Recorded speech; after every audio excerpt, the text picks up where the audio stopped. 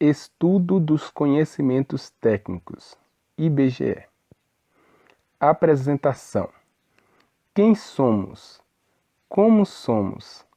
Onde vivemos? Responder a essas perguntas é fundamental para o Brasil conhecer as características de sua população.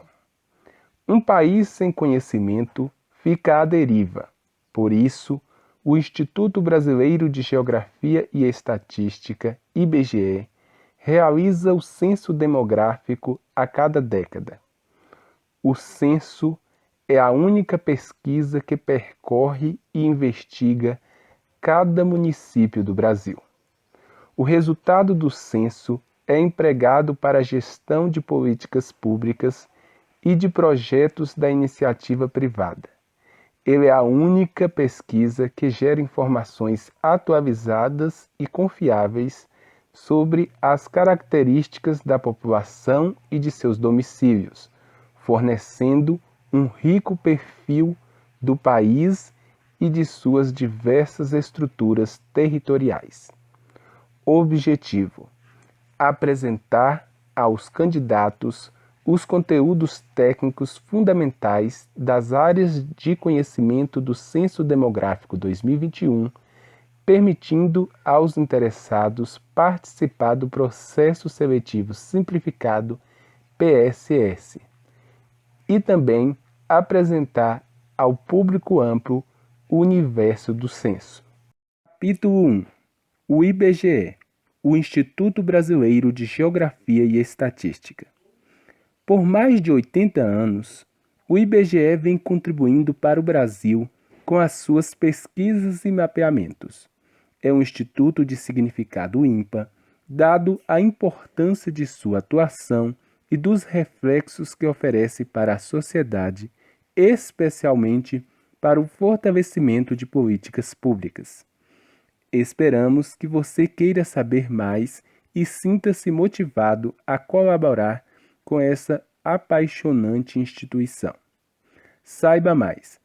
Se tiver interesse de ampliar seu conhecimento sobre a história do IBGE, visite o portal do Núcleo Virtual da Rede de Memória do IBGE, memoria.ibge.gov.br.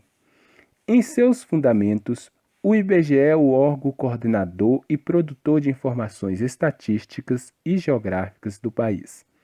Para que suas atividades possam cobrir todo o território nacional, a instituição conta com uma rede nacional de pesquisas e disseminação composta por 27 unidades estaduais, 26 nas capitais dos estados e uma no Distrito Federal.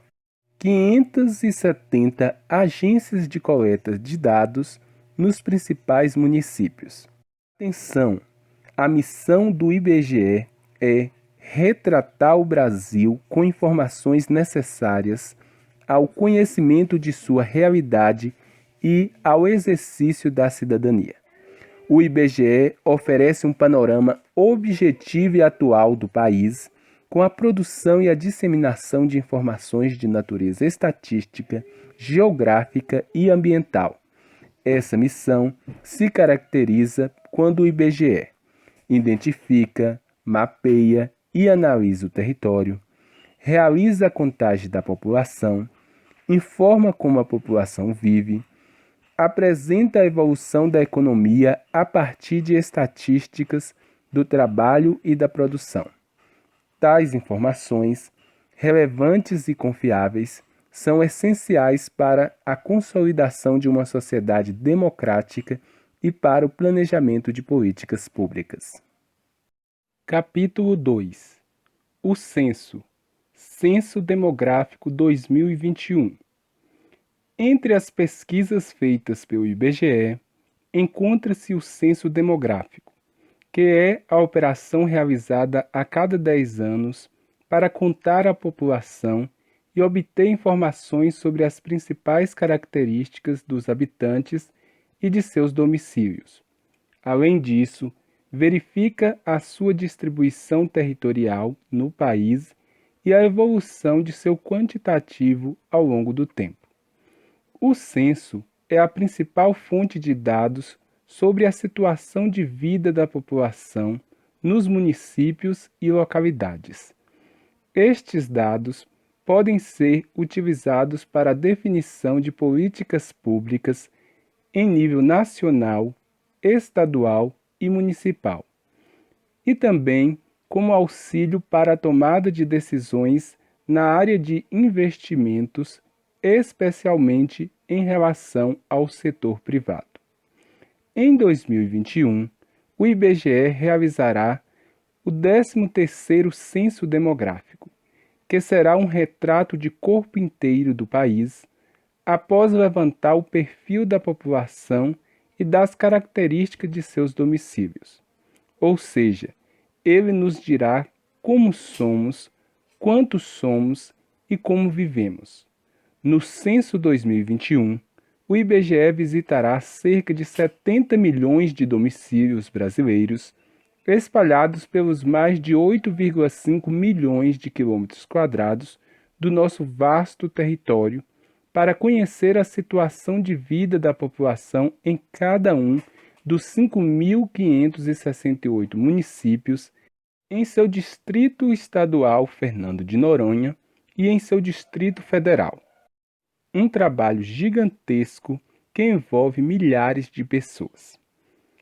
A tabela a seguir mostra a variação populacional na pirâmide etária a partir dos dados coletados no Censo 2010 pelo IBGE.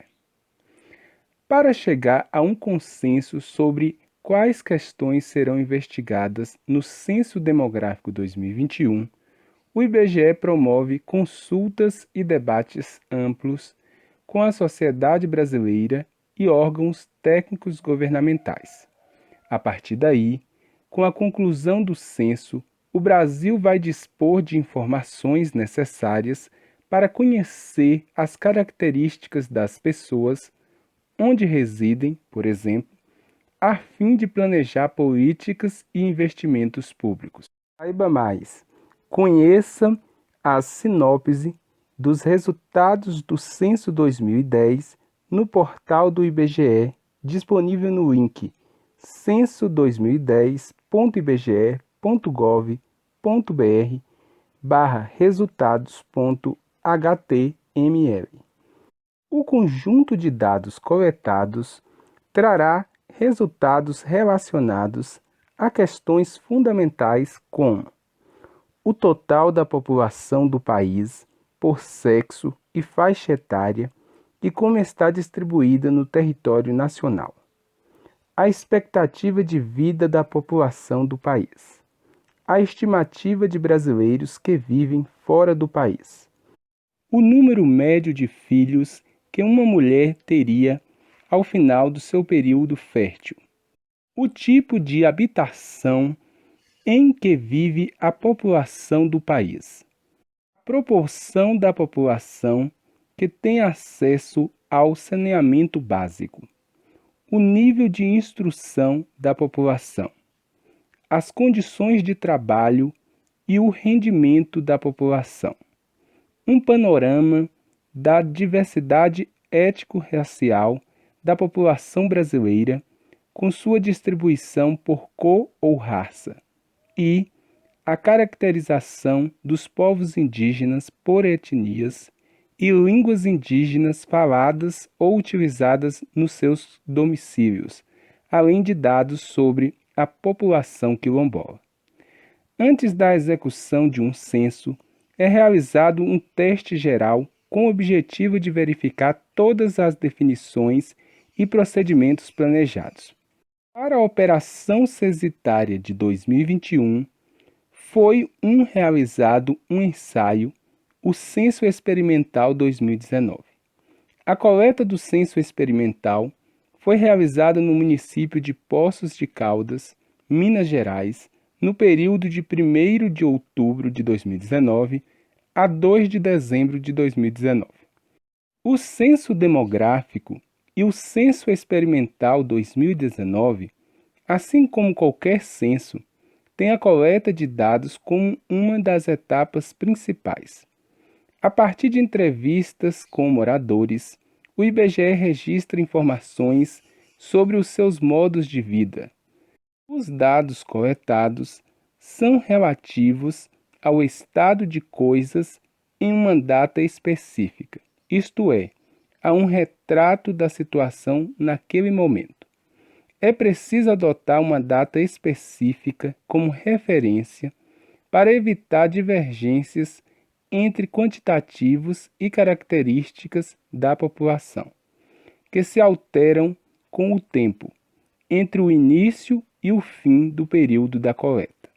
Atenção!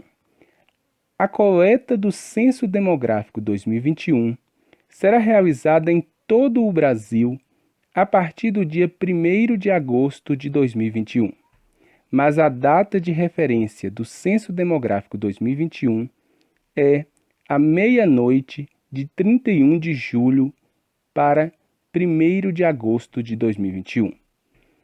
Isto significa que os recenseadores deverão considerar a realidade desse instante no tempo como referência para a coleta de dados. Capítulo 3. O recenseador. Quem é? O recenseador é o responsável por fazer o trabalho de coleta de dados por meio de entrevistas com os moradores. Estando em contato direto com o público, ele representa o IBGE para a sociedade. Importante: o recenseador é a peça-chave do censo.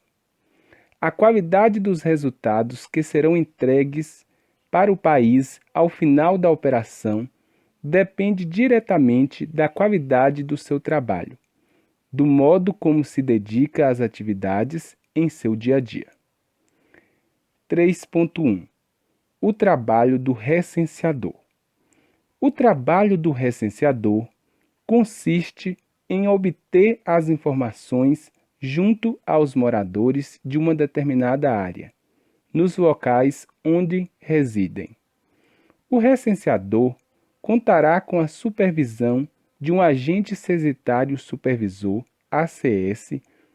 O ACS lhe fornecerá as informações, o material necessário e seus instrumentos de trabalho, assim como lhe prestará assistência técnica e assistência permanente durante todo o período de realização da coleta de dados.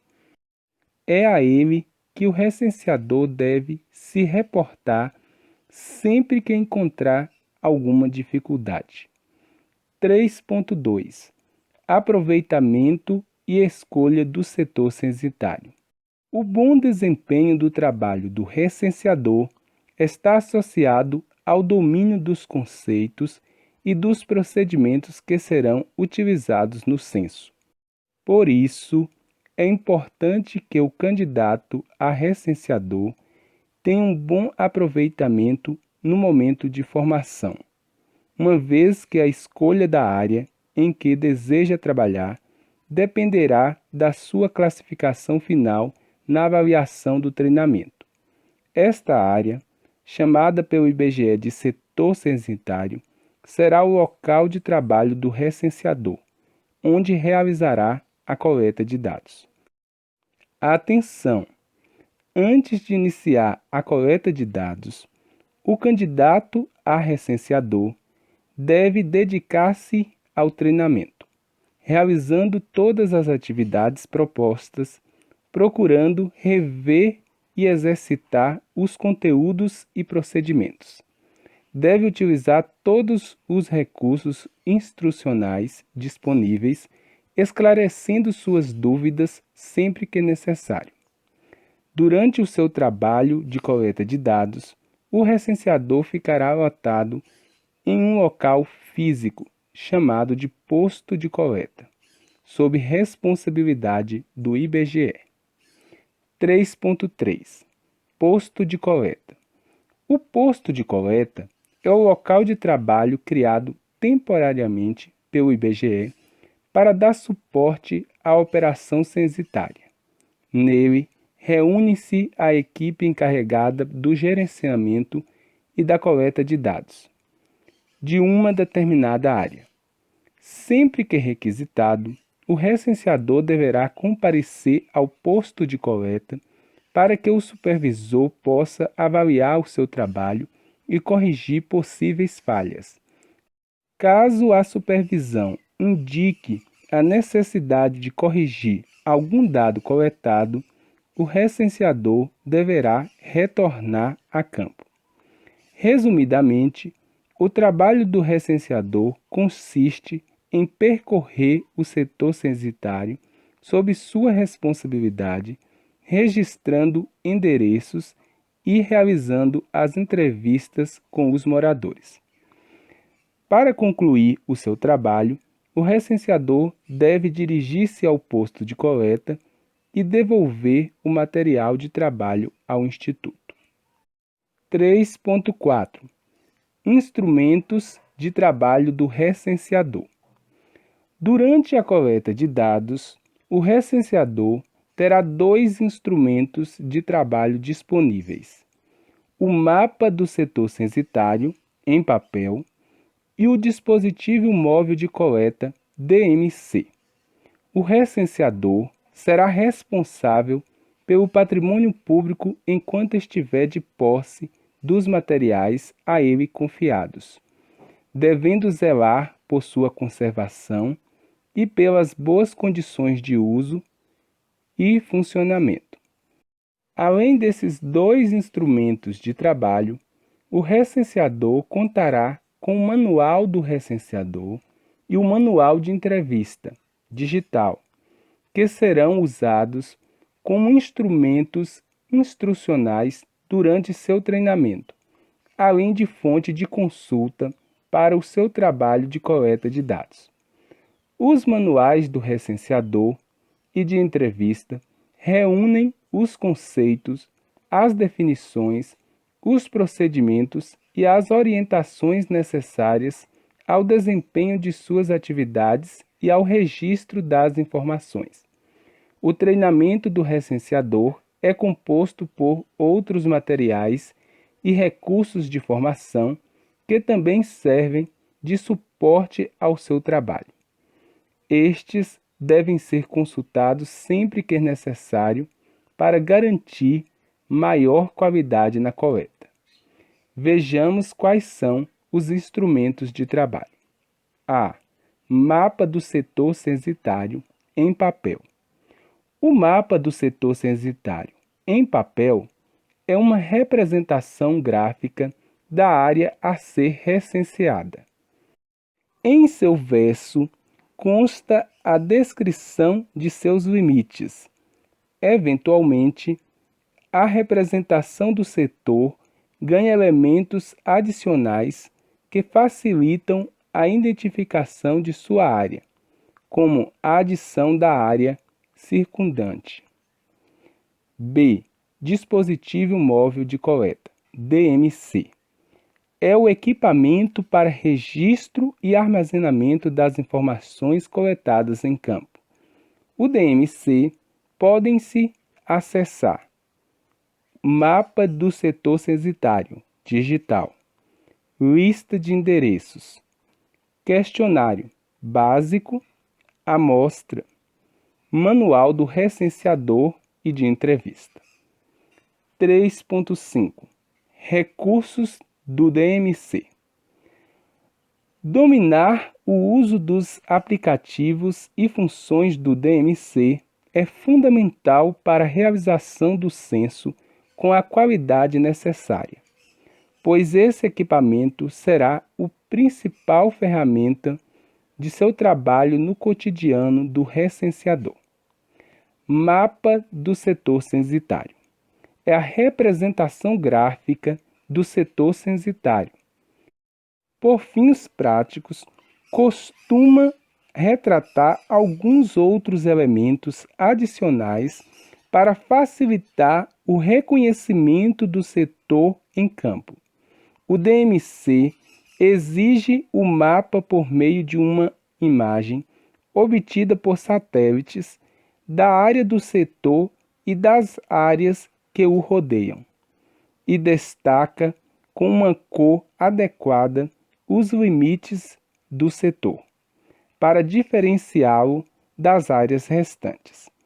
O mapa do setor censitário é fundamental para a localização do recenseador em campo e para o trabalho de coleta.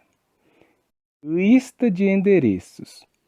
É composta por endereços trabalhados no setor censitário em pesquisas anteriores.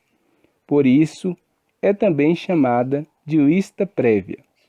É importante que o recenseador visite todos os endereços do setor, mesmo que alguns destes não estejam presentes na lista, e atualize a relação que carregam em seu DMC. Para atualizar a lista de endereços prévia, o recenseador deverá seguir estas orientações. A. Confirmar os endereços que continuam presentes em campo após verificação. B. Incluir os novos endereços que forem encontrados. C. Excluir os endereços que não forem encontrados em campo. Questionário básico. É o questionário com menor número de quesitos em que serão registradas as características do domicílio e de seus moradores na data referência.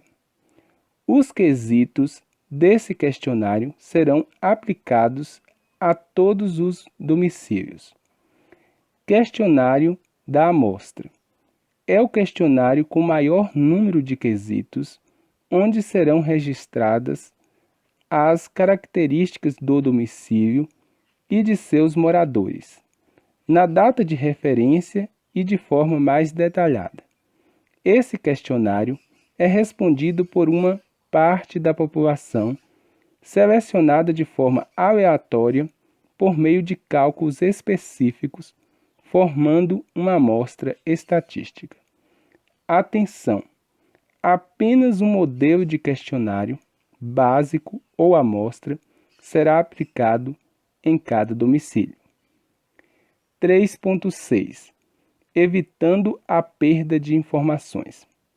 É muito importante tomar providências para evitar a perda de informações coletadas, tais como zelar pelo correto registro das informações, fazer cópias de seguranças, backup regularmente, transmitir as informações sempre que possível, evitar queda e contato com água e umidade e adotar cuidados básicos ao circular pelos setores censitários com o DMC, preservando a segurança de si, dos dados coletados e do próprio equipamento.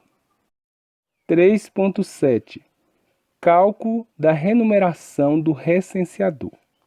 A remuneração mensal do recenseador será por produção, calculada por setor censitário, conforme taxa fixada, de conhecimento prévio, com base na quantidade de unidades recenseadas, domicílios urbanos e ou rurais, pessoas recenseadas e registro no controle da coleta de dados.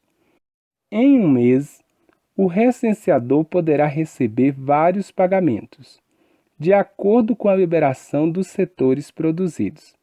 Esses setores serão pagos de forma individualizada. Os valores respectivos são acumulados por mês para o cálculo dos descontos INSS e IRPF e para o cálculo do recebimento de salário família, caso o recenseador se enquadre nos requisitos desse benefício. 4.7.1. Remuneração bruta e remuneração líquida. É preciso saber diferenciar remuneração bruta do trabalhador e remuneração líquida para entender o cálculo final da remuneração. Os descontos mais comuns que costumam ocorrer da remuneração bruta para a remuneração líquida são INSS, alíquota de 8%, 9% ou 11%, conforme tabela do INSS vigente em cada mês. IRPF, para aqueles cuja base de cálculo sofra retenção do imposto, conforme a tabela do IRPF vigente em cada mês. Pensão alimentícia, quando houver, e valores de produção recebidos indevidamente. A remuneração bruta é o ganho total do recenseador, produção mais salário-família, quando houver. Remuneração líquida é o valor recebido após os descontos aplicados na remuneração bruta. Importante: a remuneração bruta menos INSS menos IRPF menos pensão alimentícia, quando houver, é igual à remuneração líquida. 4.7.2 Remuneração por rescisão. Quando o contrato terminar, o recenseador terá direito a receber o pagamento da rescisão, que corresponde à soma dos valores de 13º salário e de férias indenizadas.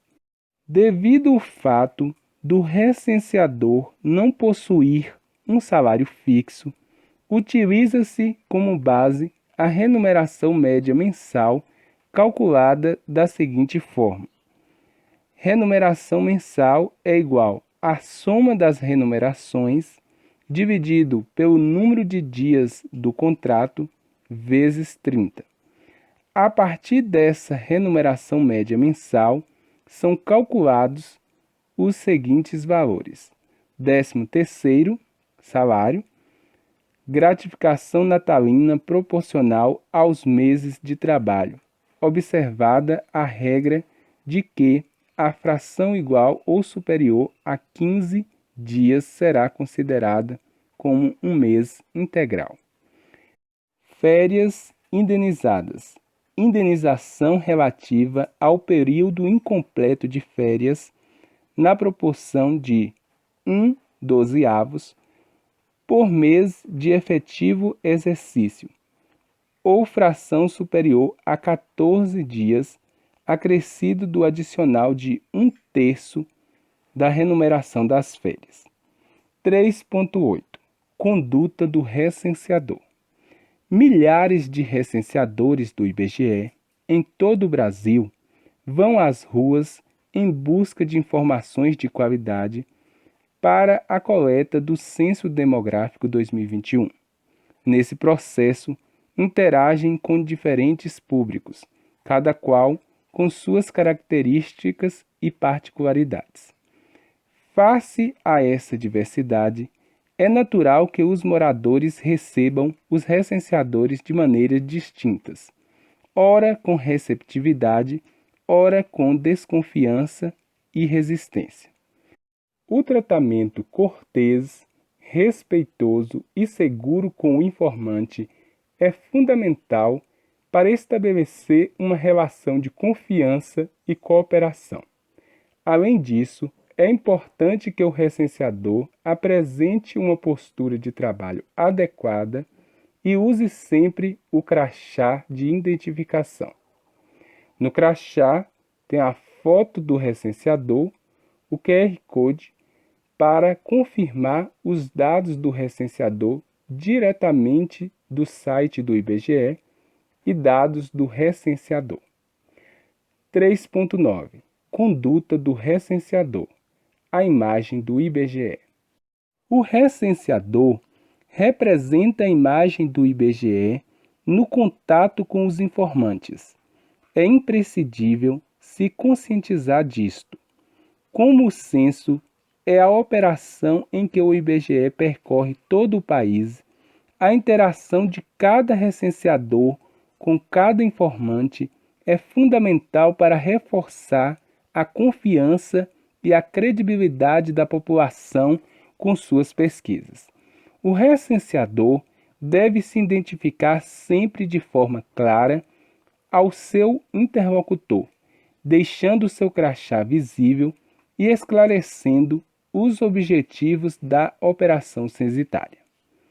Importante: informe ao entrevistado que é possível verificar a identidade do recenseador pela internet ou por telefone. Pela internet, o canal é o site respondendo.ibge.gov.br e por telefone o número 0800 721 8181. Ambos constam do crachá do agente. Deve-se fornecer o nome, matrícula e ou CPF do recenseador para realizar a confirmação. 3.10 Conduta do recenseador. Abordagem ao informante. A abordagem correta contribui para uma resposta mais rápida. Garante também uma postura colaborativa, diminuindo a possibilidade de retrabalho nas etapas posteriores. Por isso, é fundamental que o recenseador consiga construir uma relação de parceria com o informante. Para isso, é importante ter cuidado com a forma de se fazer as perguntas do questionário.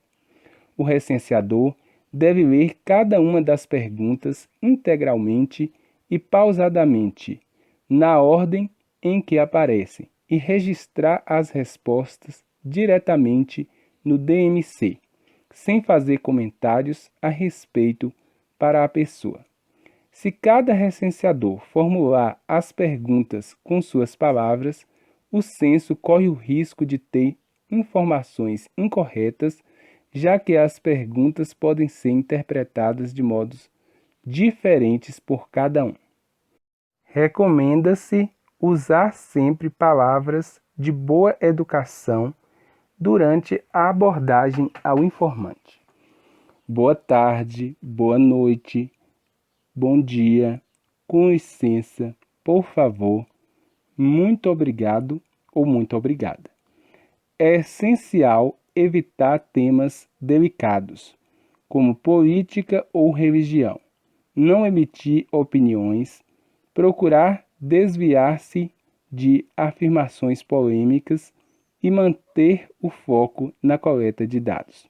Importante: o recenseador deve explicar para o informante de forma clara e segura a importância do Censo Demográfico 2021. 3.11 Conduta do recenseador. É preciso vestir-se de forma adequada e discreta e estar sempre portando o crachá de identificação. O crachá é o documento que credencia o funcionário a realizar a pesquisa para o IBGE. O recenseador, assim como o agente censitário municipal, ACM, e o agente censitário supervisor, ACS, deve falar também corretamente, evitando cometer erros de português ou usar gírias e palavras inadequadas. Durante o trabalho de campo, os entrevistados podem fazer perguntas ao recenseador e ao supervisor sobre o objetivo da pesquisa e o porquê da visita. Dependendo das respostas, o informante pode fazer um julgamento equivocado do funcionário e do IBGE. Os funcionários do Instituto precisam cultivar uma atitude de autoconfiança, isto é, precisam estar cientes do que exatamente fazem, transmitindo segurança ao informante, sempre a seriedade da operação. Importante: a abordagem aos moradores é um momento crítico da coleta, em que o informante faz um primeiro julgamento do recenseador. Portanto, Demonstre profissionalismo e credibilidade. Cumprimente o informante e identifique-se, demonstrando que você é uma pessoa credenciada e treinada para realizar a coleta pelo IBGE. Seja objetivo, fale brevemente o que deseja. Lembre-se, você está representando o IBGE. 3.12 Conduta do recenseador. Sigilo estatístico. A segurança das informações é também outro aspecto que deve ser demonstrado em suas atitudes, com o qual você e o IBGE têm deveres e responsabilidades. É fundamental garantir o sigilo das informações obtidas pelo Censo Demográfico 2021 e por quaisquer pesquisas oficiais, tanto para os informantes quanto para o próprio Instituto. O informante deve ser avisado que essas informações só poderão ser utilizadas para fins estatísticos.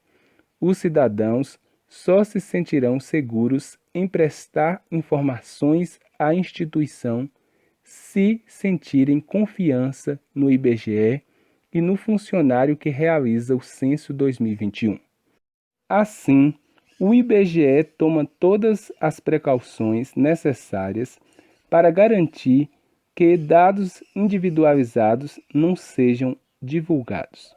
Importante: o IBGE não divulga os dados de nenhuma pesquisa, inclusive do censo, que possa identificar o informante com nomes, telefones, etc.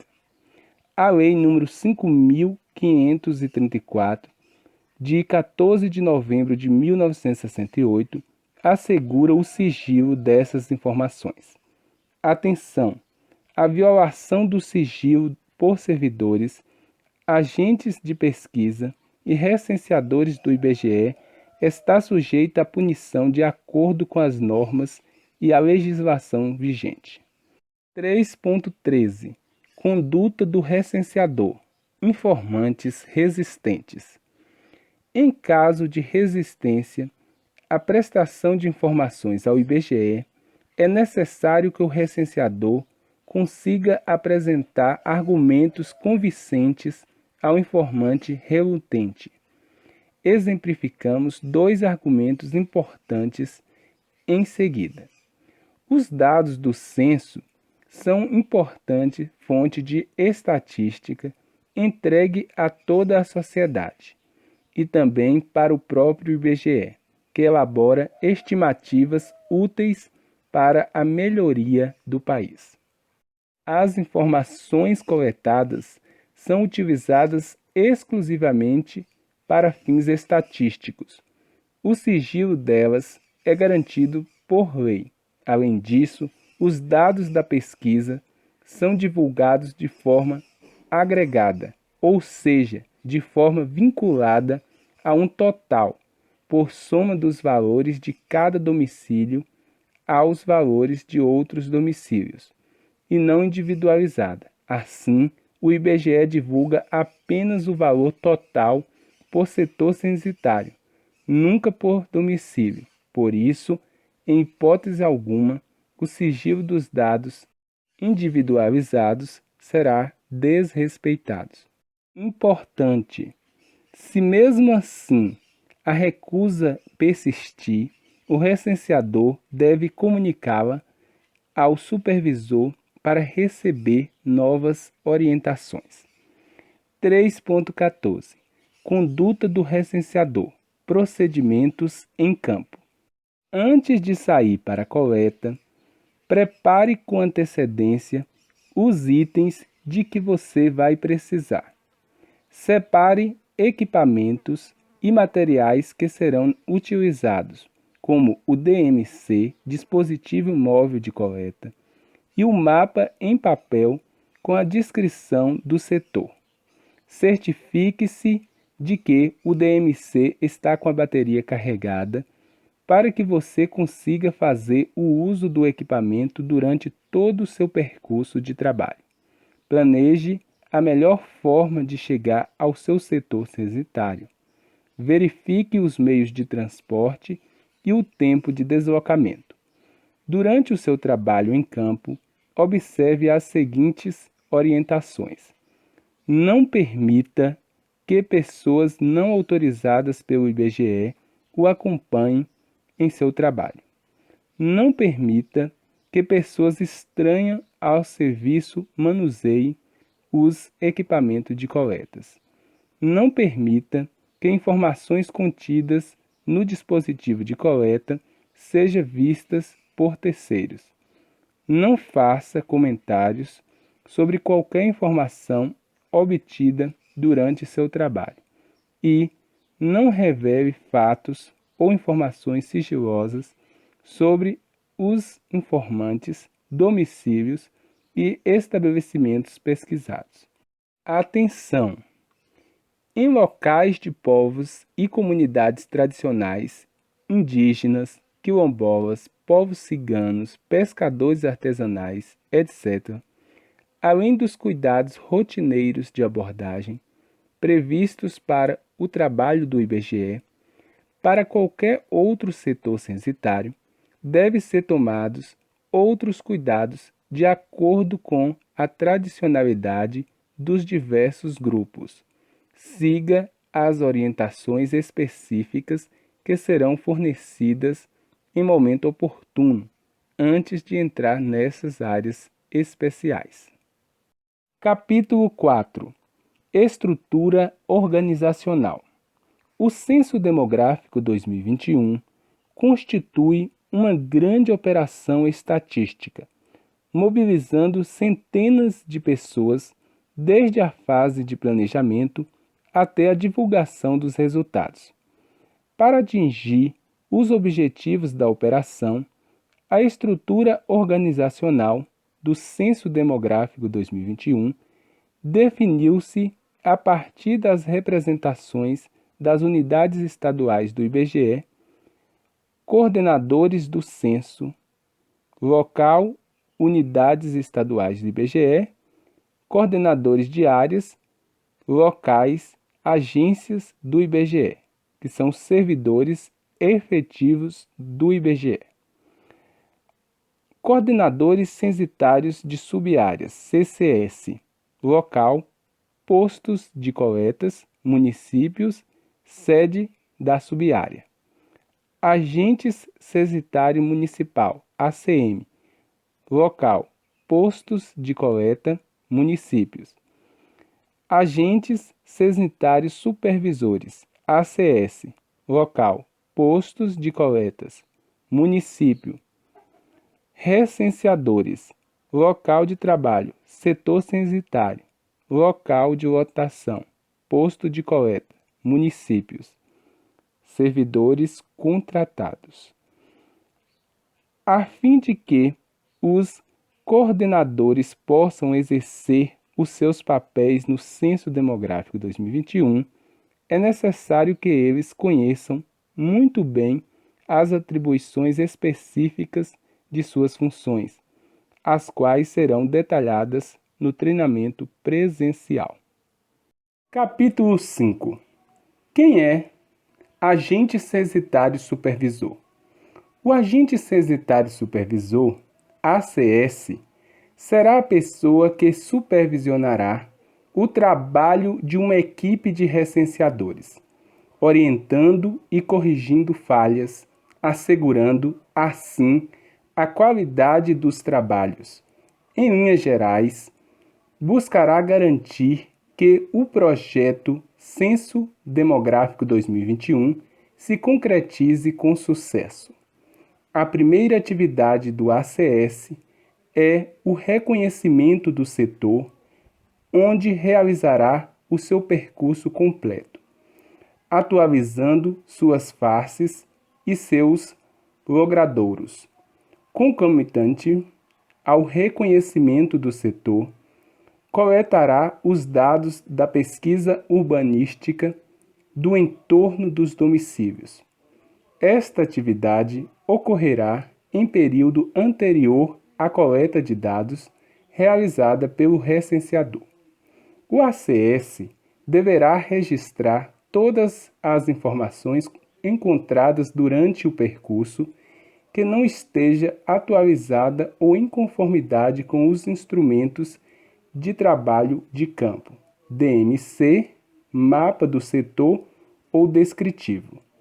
O ACS exercerá ainda as tarefas de supervisão da operação censitária, com atenção às questões técnicas e de informática, exercendo, quando necessário, tarefas administrativas como renovação de contratos, avaliação de recenseadores, etc. Estará subordinado ao agente censitário municipal, ACM. A função do supervisor serve de elo entre aqueles que coletam as informações, os recenseadores, e aqueles que gerenciam o posto de coleta, responsabilidade do ACM. 5.1 Função do agente censitário supervisor, ACS. Sua principal função é acompanhar, avaliar e, sobretudo, orientar os recenseadores durante a execução dos trabalhos de campo. Assim, evitam-se erros no preenchimento dos questionários e falhas na cobertura do setor, como a omissão de pessoas e domicílios.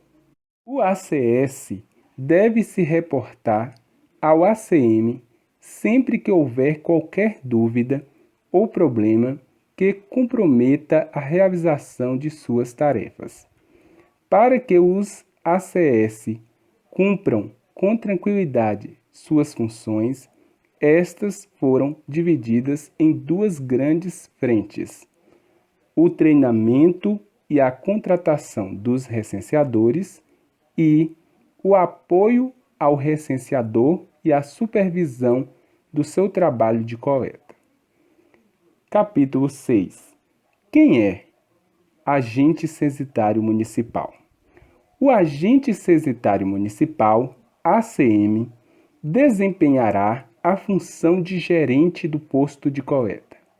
Isto envolve as seguintes funções: gerenciar um grupo de supervisores, ACS, distribuir tarefas, zelar pelos equipamentos de coletas e acompanhar o desenvolvimento dos trabalhos. É muito importante que ele garanta que os seus supervisionados cumpram com as normas estabelecidas pelo IBGE. O posto de coleta serve de base física para a equipe de coleta de dados e de supervisão, ou seja, é o ponto de encontro dos supervisores e recenseadores durante as operações do Censo 2021.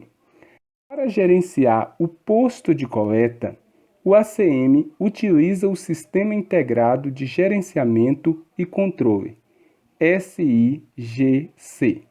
6.1 Função do agente censitário municipal, ACM. Durante todo o trabalho do Censo 2021, o ACM estará à frente de dois grupos de ações: gerencial, administração da equipe, supervisores e recenseadores, e dos materiais e equipamentos do posto de coleta. Técnico, acompanhamento técnico e monitoramento à coleta de dados. O ACM responde técnica e administrativamente ao coordenador censitário de subárea, CCS, como visto na estrutura censitária simplificada. Capítulo 7. Conceitos fundamentais. Muitos dos conceitos que apresentaremos, como endereço, morador, logradouro e domicílio, fazem parte do nosso cotidiano. Contudo, a atuação do recenseador exige o conhecimento específico dos conceitos fundamentais utilizados pelo IBGE para colher resultados adequados. 7.1 Divisão político-administrativa do Brasil. Para nos ajudar a compreender o que é o setor censitário, devemos compreender, em primeiro lugar, o que é a divisão político-administrativa brasileira. A extensão, o conteúdo territorial, o número de domicílios e estabelecimentos presentes no setor censitário influenciam a carga de trabalho do recenseador. Por isso, os setores censitários são planejados para que possuam dimensões adequadas ao trabalho das pesquisas do IBGE. Além disso, os setores censitários respeitam a divisão político-administrativa do país e outros recortes geográficos. O Brasil está dividido, em seu aspecto político-administrativo, nas seguintes unidades territoriais: estados, municípios, distritos, subdistritos. Essas entidades, todas, são também chamadas de federativas, pois, ao contrário do que se pensa, o termo unidades federativas não se refere apenas aos estados do Brasil. Municípios, por exemplo, também são unidades federativas.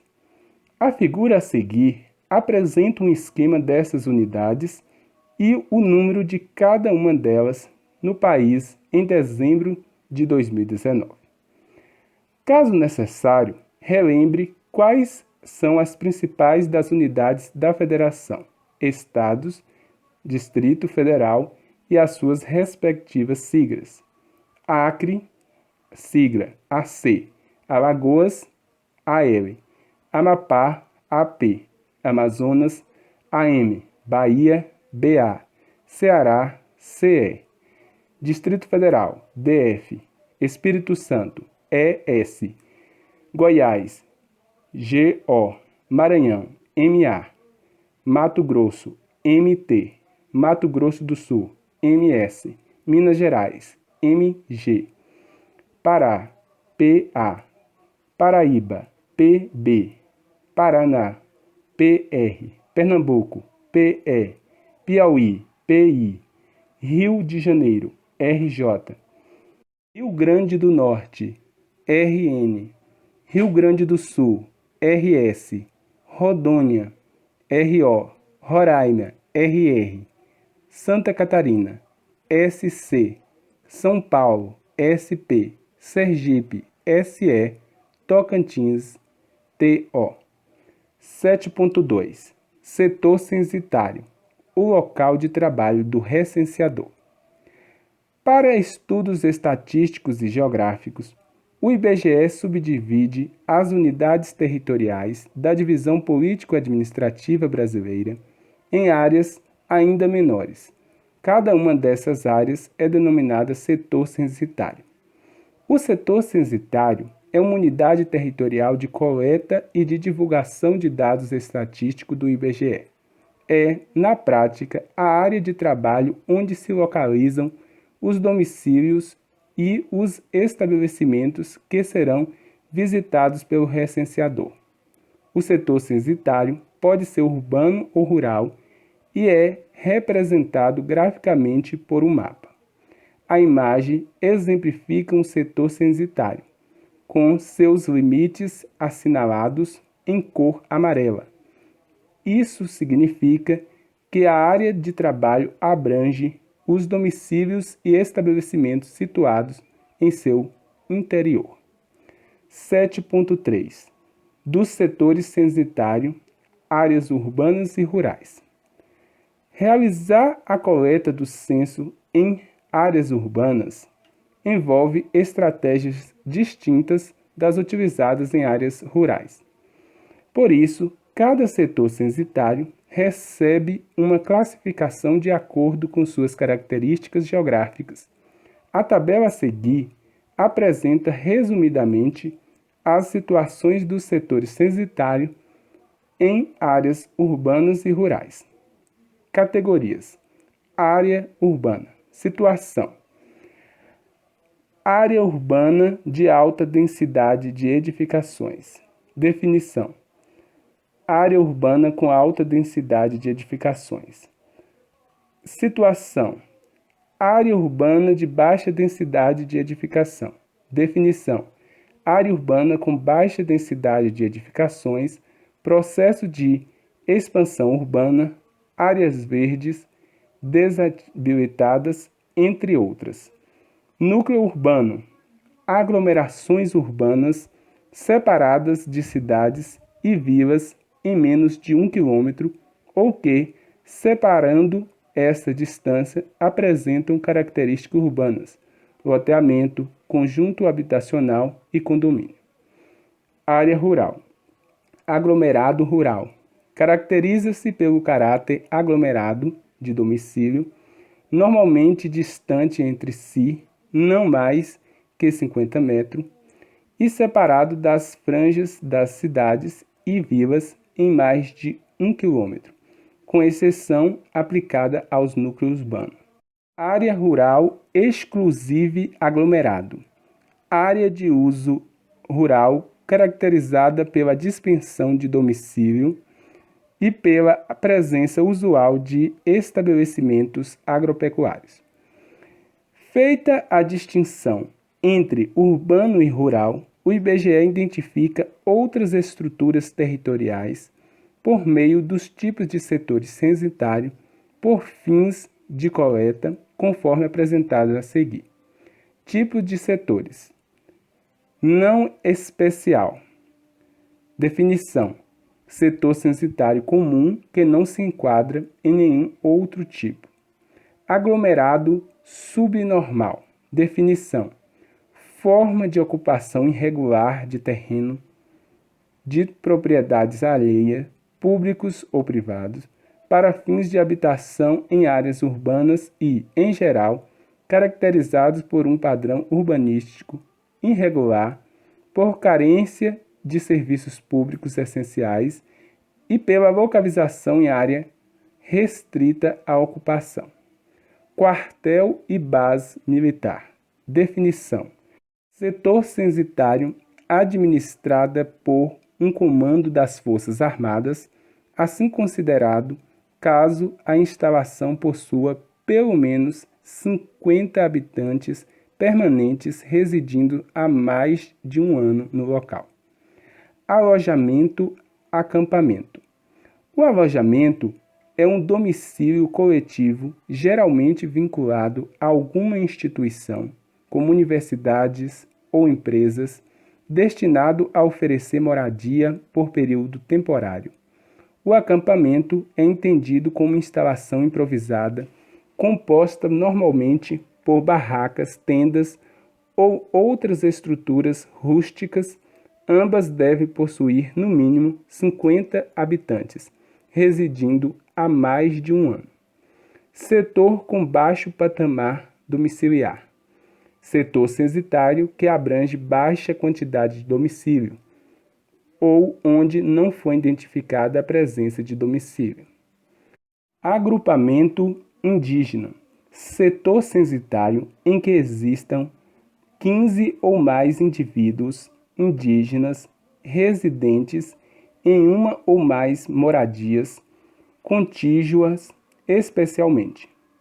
Esses indivíduos devem se relacionar por vínculos familiares ou comunitários. Unidade prisional. Setor censitário relacionado às unidades prisionais que obrigam mais de 50 presos permanentes. Convento, hospital, ILPI e ACA.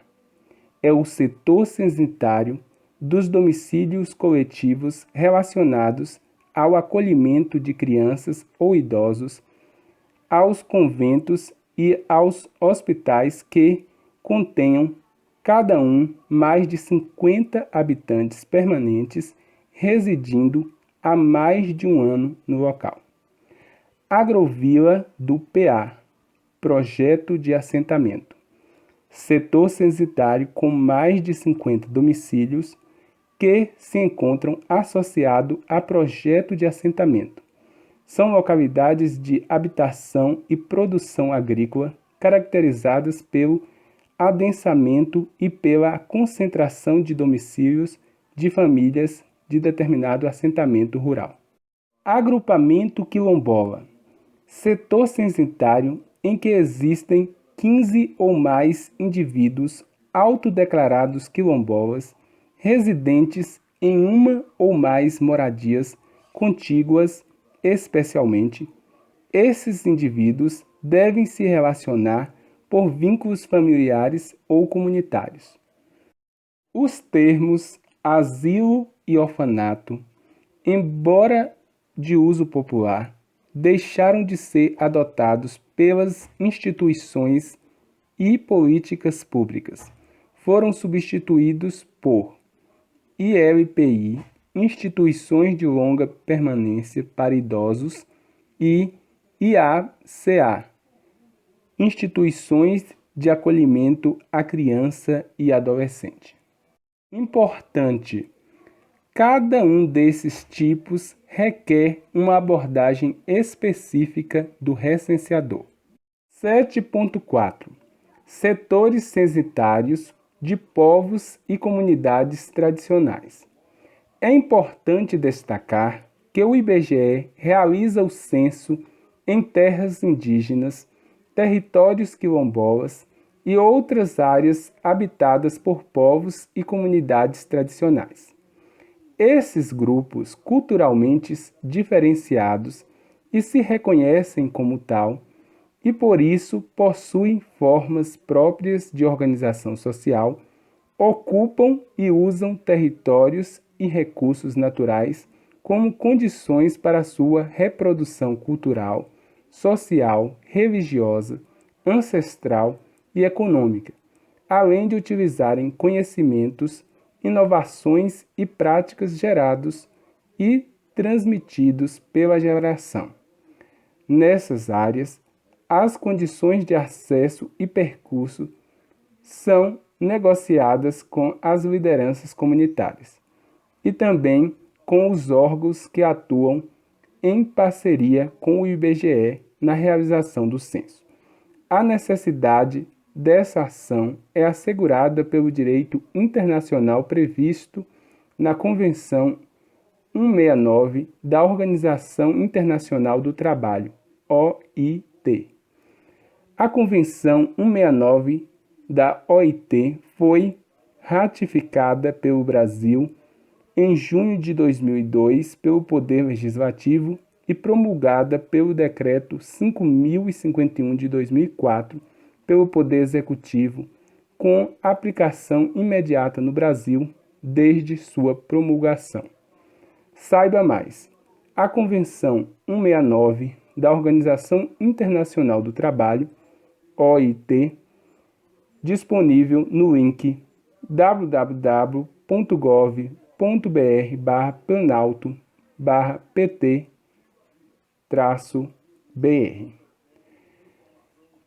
Por meio dela, cabe ao Estado brasileiro garantir a consulta a esses povos mediante procedimentos apropriados e, particularmente, através de suas instituições representativas, cada vez que se antevejam procedimentos susceptíveis e afetá-los diretamente, tais como as pesquisas do IBGE.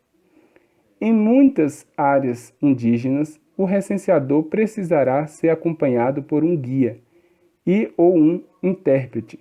De acordo com o Censo Demográfico 2010, 28,8% dos indígenas residentes em áreas indígenas não falavam português no domicílio. A indicação do guia e ou intérprete é feita com apoio da Fundação Nacional do Índio, FUNAI, da Secretaria Especial de Saúde Indígena, SESAI, como também através de consulta às lideranças que têm peso decisivo nessas indicações. Em algumas áreas quilombolas, o recenseador também precisará ser acompanhado por um guia comunitário. 7.5 Quadra e face. Para que o recenseador seja capaz de realizar o seu trabalho corretamente no seu setor censitário, é necessário compreender dois conceitos básicos: quadra e face. A imagem a seguir indica uma quadra padrão composta por 4 faces. Quadra é um trecho geralmente retangular de uma área urbana ou aglomerado rural, delimitado por elementos como ruas, estradas, estradas de ferros, curso d'água ou encostas. Contudo, pode ter forma irregular. Em alguns locais, a quadra é chamada de quarteirão. Face é cada um dos lados da quadra, contendo ou não endereços. 7.6 Endereço.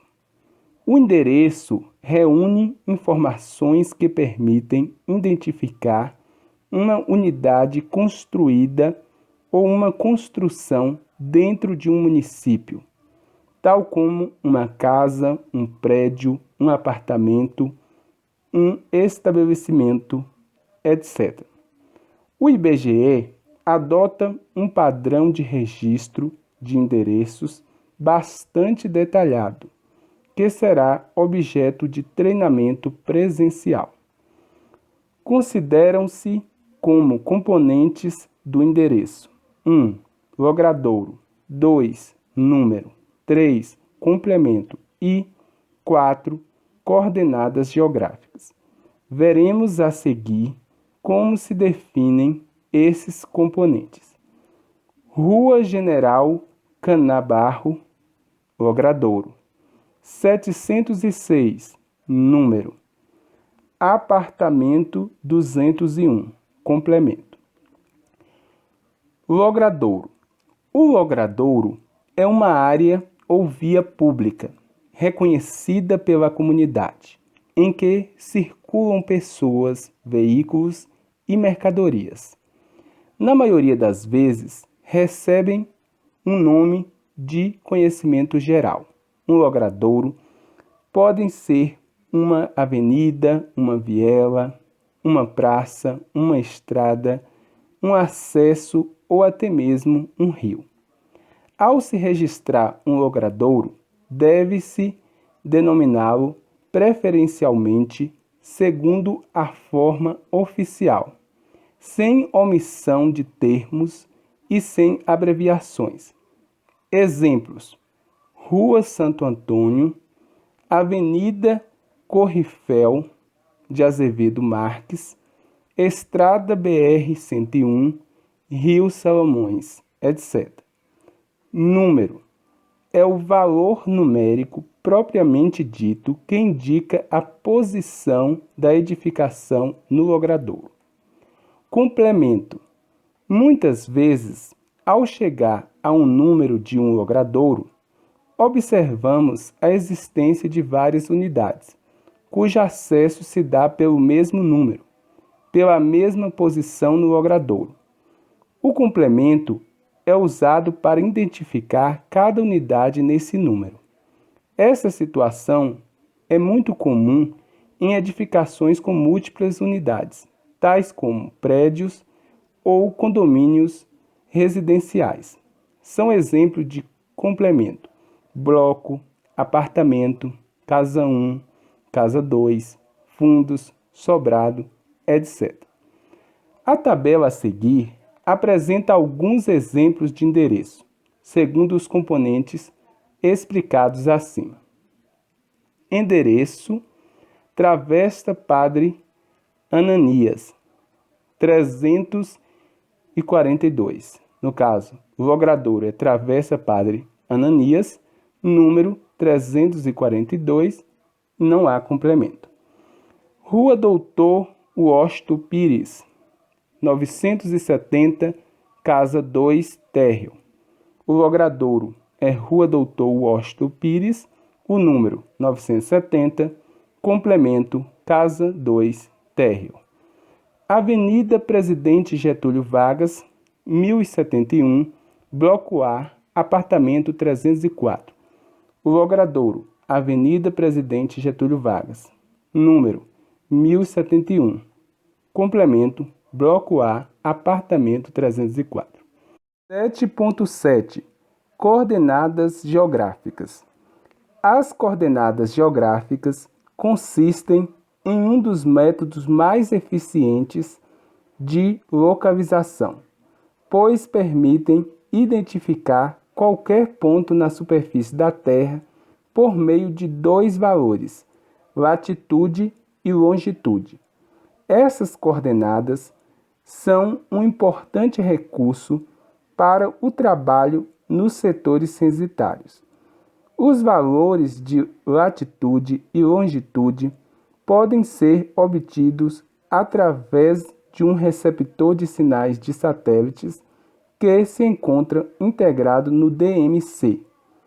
Confira abaixo definições mais específicas desses valores. Latitude é o afastamento medido em graus da linha do Equador até um ponto qualquer da superfície terrestre. Ela vai de 0 a 90 graus e pode ser norte ou sul. Longitude é o afastamento medido em graus do meridiano de Greenwich até um ponto qualquer da superfície terrestre. Ela vai de 0 a 180 graus e pode ser leste ou oeste.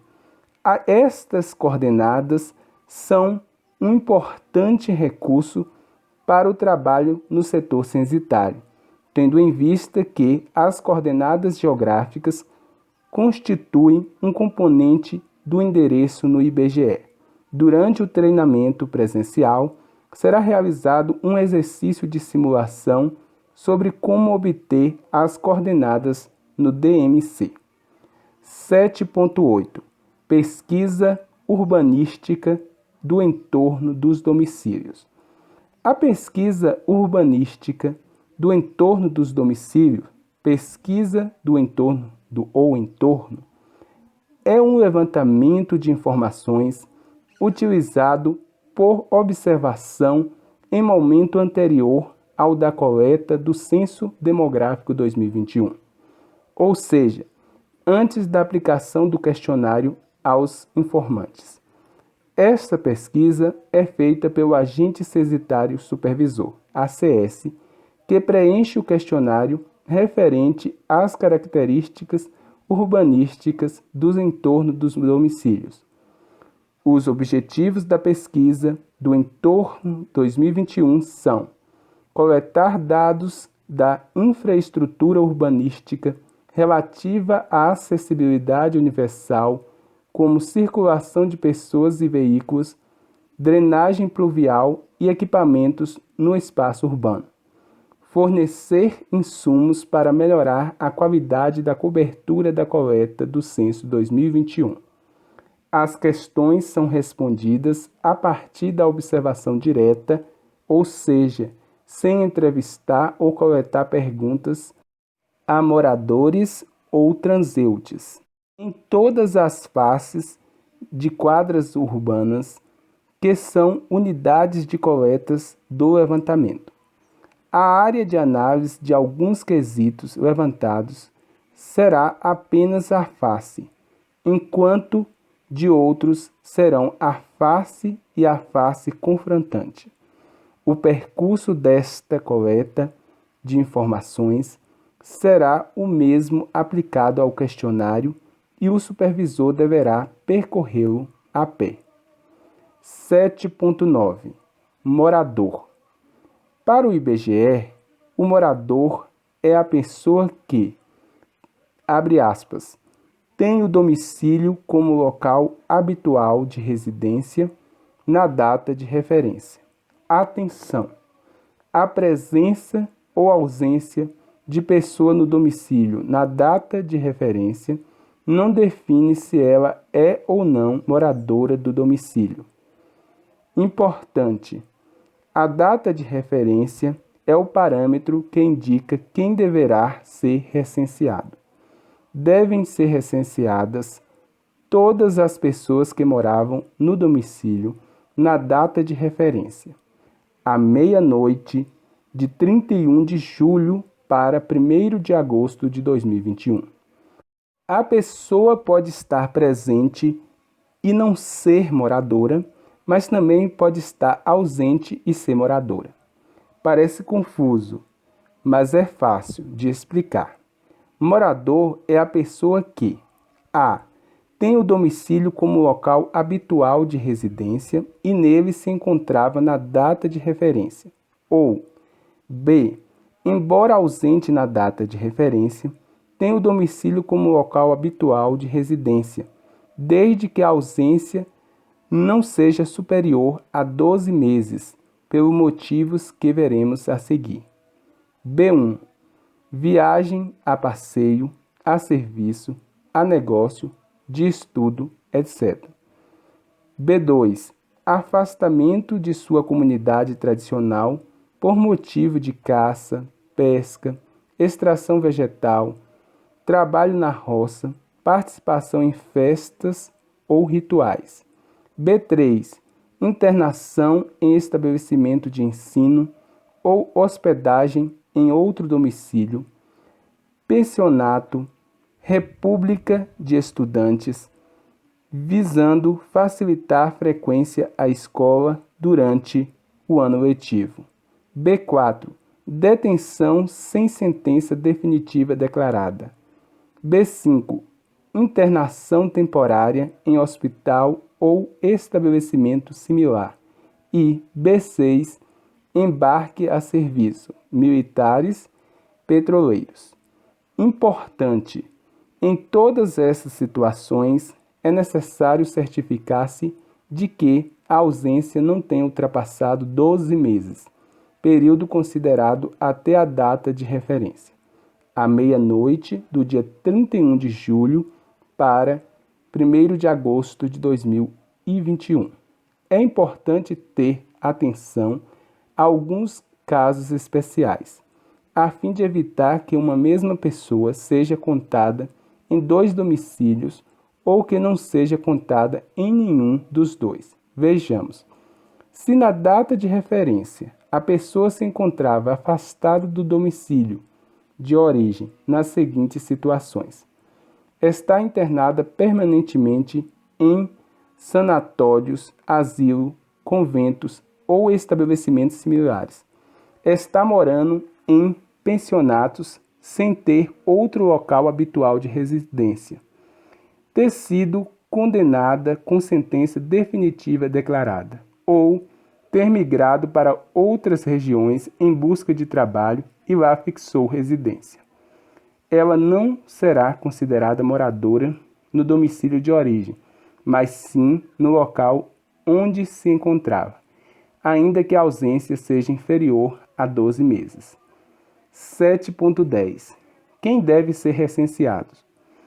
Devem ser recenseadas todas as pessoas, inclusive crianças e idosos, que moravam no domicílio na data de referência, à meia-noite do dia 31 de julho para 1º de agosto de 2021, como se fosse uma fotografia realizada exatamente nesse período de tempo. Logo, de acordo com esses critérios, extraímos 2 orientações: não recensear as pessoas que nasceram após essa data, recensear as pessoas que faleceram após essa data, pois faziam parte do domicílio na data de referência. 7.11. Morador com mais de uma residência. No caso de pessoas que ocupam 2 ou mais residências, será necessário investigar com a pessoa entrevistada qual era a sua residência principal na data de referência, pois ela não pode ser considerada moradora de 2 residências ao mesmo tempo. Para determinar qual é a residência principal do morador, deve-se obedecer ao seguinte procedimento: solicite ao entrevistado que indique qual sua residência habitual, residência principal. Caso o entrevistado não possa indicá-la, considere como principal a residência em que passa a maior parte do ano. Caso a pessoa ocupe duas residências em períodos iguais durante o ano, considere a residência principal a que possui há mais tempo. 7.12. Espécie de unidade visitada. No dia a dia do trabalho de coleta de dados, poderão ser encontrados três tipos de edificações nos endereços observados em campo. São elas: edificações exclusivamente constituídas de unidades residenciais, que são as casas, apartamentos, etc., chamadas de domicílios. Edificações exclusivamente constituídas de unidades não residenciais, que são as escolas, os postos de saúde, as lojas, denominadas de estabelecimentos, e edificações mistas, que podem conter domicílios e estabelecimentos. As espécies das unidades visitadas se classificam de forma geral em domicílio, edificação construída ou utilizada com a finalidade de servir de moradia. Estabelecimento, edificação não destinada à moradia. Nesse momento, é fundamental conhecer o que são as espécies de estabelecimento e domicílio, bem como duas classificações mais específicas de domicílio: domicílio particular e domicílio coletivo. No censo, deve-se considerar a data referência para classificar a espécie de unidade visitada encontrada no endereço. Após a confirmação do endereço, o recenseador identificará a unidade visitada conforme a finalidade de seu uso na data de referência, à meia-noite do dia 31 de julho para 1º de agosto de 2021. Importante: a finalidade de uso que se faz da edificação na data de referência, associada a um endereço, caracteriza a espécie da unidade visitada, domicílio ou estabelecimento. 7.13. Estabelecimento: toda edificação utilizada para fins não domiciliares, encontrada nos setores censitários, é classificada como estabelecimento. Exemplos de estabelecimentos encontrados no trabalho de campo: escolas, prédios e lojas comerciais, postos de saúde, templos religiosos, plantações, etc. Existem ainda formas mais detalhadas de classificar os estabelecimentos, que serão estudados no treinamento presencial. 7.14. Domicílio: local construído ou utilizado com a finalidade de servir como residência ou moradia. Em geral, não há dificuldade para identificar um domicílio, já que a maior parte das pessoas reside em apartamento ou casa. Pode-se encontrar um domicílio em um lugar inesperado ou fora do comum, como, por exemplo, um cômodo que serve de moradia, ou um prédio exclusivamente comercial, ou nos fundos de uma borracharia, ou ainda encontrar domicílios em tenda, barracas, trailers ou residências flutuantes. A identificação de um domicílio dependerá da aplicação correta do conceito. Importante: domicílio é o local estruturalmente separado e independente que se destina a servir a habitação a uma ou mais pessoas. É também domicílio o local que não era destinado originalmente a ser utilizado como tal, mas que passou a ser em momento posterior. Logo, o recenseador deve estar sempre atento. Em primeiro olhar, nem sempre é possível identificar se existe mais de um domicílio em um mesmo terreno. ou se, além das aparências, existem um domicílio em local inesperado, ou não facilmente identificável. Vejamos os exemplos a seguir. Fundos de terrenos, andares superiores, inferiores, subsolos e residências de porteiros ou zelador em edifícios residenciais e habitações de caseiros, em casas de varaneio, edificações permanentes não residenciais, edifícios comerciais, estabelecimento de prestação de serviços, indústrias, estabelecimentos agropecuários. 7.15 Critérios de separação e independência. Os critérios de separação e independências são essenciais para definir e caracterizar corretamente a existência de um domicílio ou mais de um em uma mesma propriedade ou terreno. Esses critérios devem ser atendidos simultaneamente. Separação. Separação física. Este critério é atendido quando os cômodos do domicílio são limitados por paredes, muros ou cercas e cobertos por um teto. Isso permite que as pessoas que nele habitam se isolem dos demais para dormir, preparar e ou consumir seus alimentos e proteger-se do ambiente exterior. Separação de despesas. Este critério é atendido quando os moradores arcam total ou parcialmente com as suas despesas de alimentação e moradia. Independência. Esse critério é atendido quando o local de habitação tem acesso direto que permite aos seus moradores entrar e sair sem necessidade de passar por locais de moradia de outras pessoas. Atenção! Um domicílio só será caracterizado corretamente quando forem atendidas simultaneamente as condições de separação e independência. 7.16 Classificação dos domicílios. Os domicílios são classificados em dois grupos: domicílios particulares e domicílios coletivos. Existem ainda, dentro desses dois grupos, outras classificações derivadas. Por ora, veremos apenas as que caracterizam esses dois grupos: domicílios particulares e domicílios coletivos. As demais classificações de domicílios serão objeto de estudo no treinamento presencial. Domicílio particular é o domicílio que foi construído para habitação ou que é utilizado para esta finalidade, servindo de moradia a uma ou mais pessoas.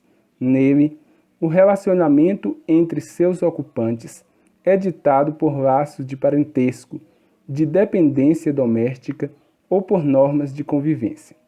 Exemplos: casas, apartamentos em edifícios e, à parte, hotéis, habitações em cortiços, casas de cômodo, habitação indígena sem paredes ou malocas. Também são considerados domicílios particulares as habitações em espaços improvisados.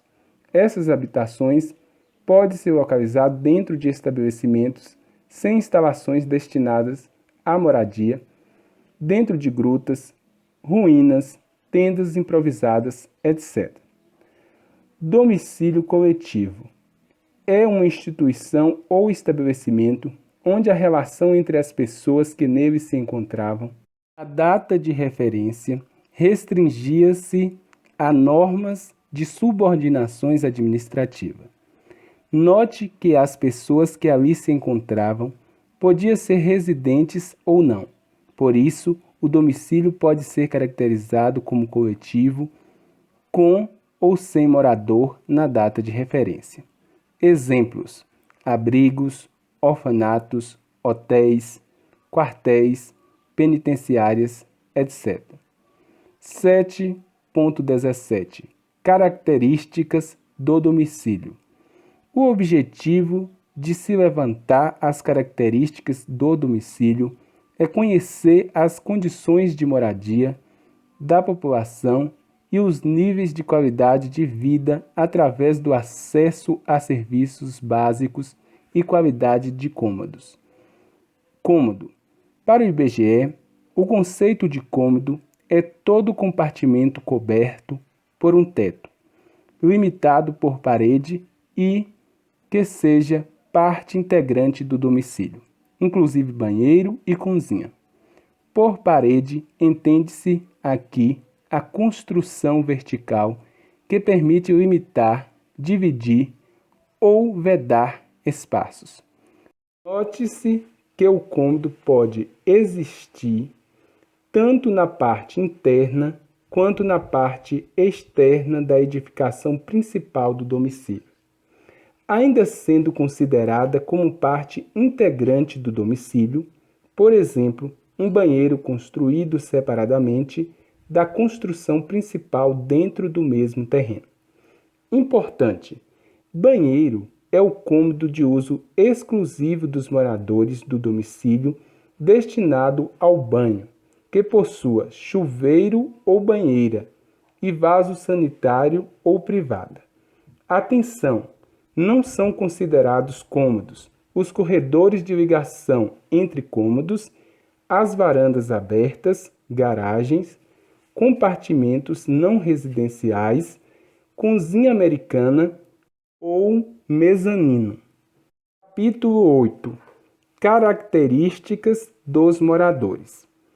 Para tornar possível o planejamento econômico e social da população, é preciso conhecer as características dos moradores e da população.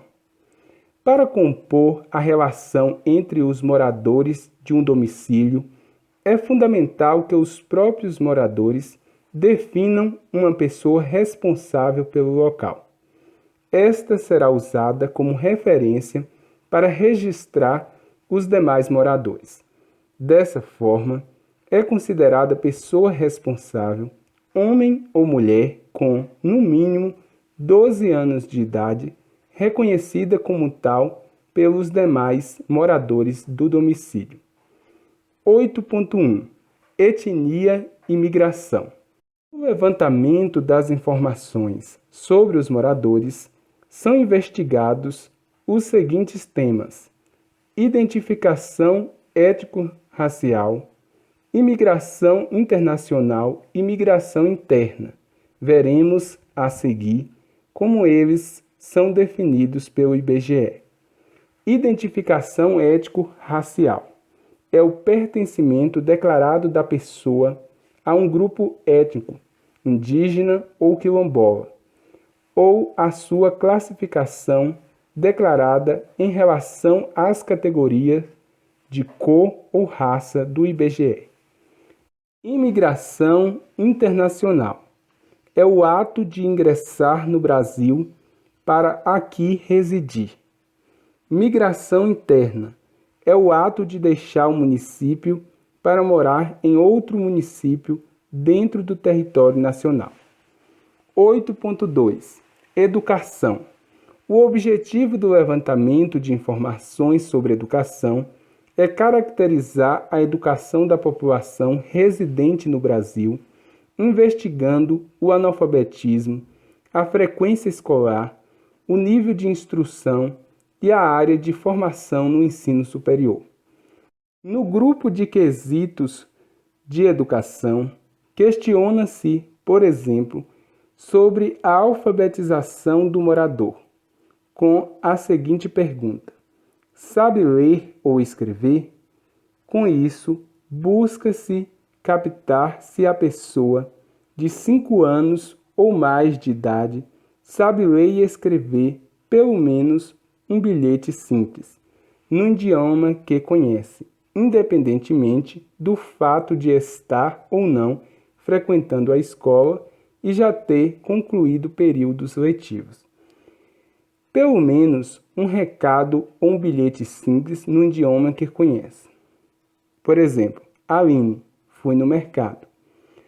Pessoa alfabetizada. A pessoa alfabetizada que se tornou física ou mentalmente incapacitada de ler ou de escrever por motivo de acidente ou doença, deve ser considerada como sabendo ler e escrever. Pessoa não alfabetizada.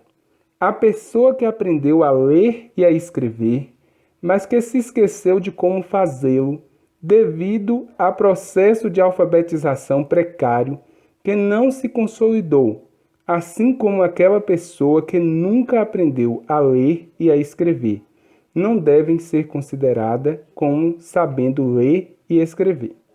8.3 Deslocamento para estudo. Dentre as outras questões relativas à educação que o censo pesquisa, e de que não trataremos aqui, está o deslocamento para estudo. Para ela, o IBGE considera as seguintes definições. Deslocamento para estudo é o deslocamento feito pela pessoa entre o seu domicílio e o local de estudo. Município ou país estrangeiro em que a pessoa estuda.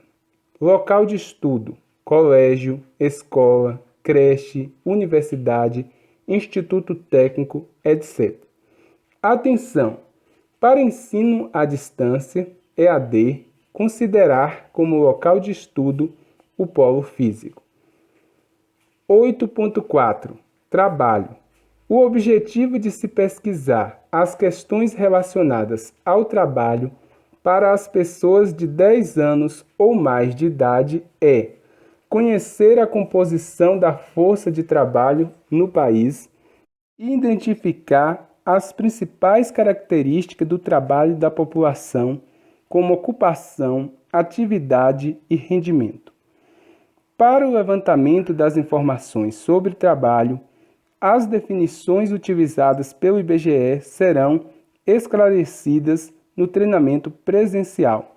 Uma dessas definições é sobre deslocamento para o trabalho. Importante: o deslocamento para o trabalho é aquele feito pela pessoa entre o seu domicílio e o local de trabalho informado, considerando o tempo, a frequência e os meios de transportes utilizados. Concluindo, chegamos ao final do estudo dos conhecimentos técnicos referentes ao Censo Demográfico 2021. Aqui foram apresentados conceitos e informações considerados relevantes pelo IBGE para a qualidade da operação censitária. Esse conteúdo será objeto de avaliação no processo seletivo simplificado e, posteriormente, será aprofundado no treinamento presencial. Atenção! É muito importante que você esteja preparado para desempenhar bem o seu trabalho com profissionalismo e segurança. Boa sorte! Glossário. Agente censitário supervisor, ACS, é a pessoa que supervisionará o trabalho de uma equipe de recenseadores, orientando e corrigindo falhas, assegurando assim a qualidade dos trabalhos. Setor censitário é a unidade territorial de coleta das operações censitárias definida pelo IBGE, com limites físicos identificados com áreas contínuas e respeitando a divisão político-administrativa do Brasil. Equipe encarregada do gerenciamento, da supervisão e da coleta de dados. Equipe formada pelo Agente Censitário Municipal, ACM, Agente Censitário Supervisor, ACS, e pelo Recenseador. INSS, o Instituto Nacional do Seguro Social. É um órgão do Ministério da Previdência Social ligado diretamente ao governo. IRPF, Imposto de Renda de Pessoa Física. É um imposto federal brasileiro que incide sobre todas as pessoas que tenham obtido um ganho acima de um determinado valor mínimo. Área urbana, área interna ao perímetro urbano de uma cidade ou vila definida por lei municipal. Anteriormente, quando não existia legislação que regulamentasse as áreas urbanas de cidades ou vila, o perímetro urbano foi traçado para atender à finalidade da coleta censitária. A área rural é definida pelo IBGE como toda a área externa ao perímetro urbano. Data de referência: meia-noite de 31 de julho para 1º de agosto de 2021.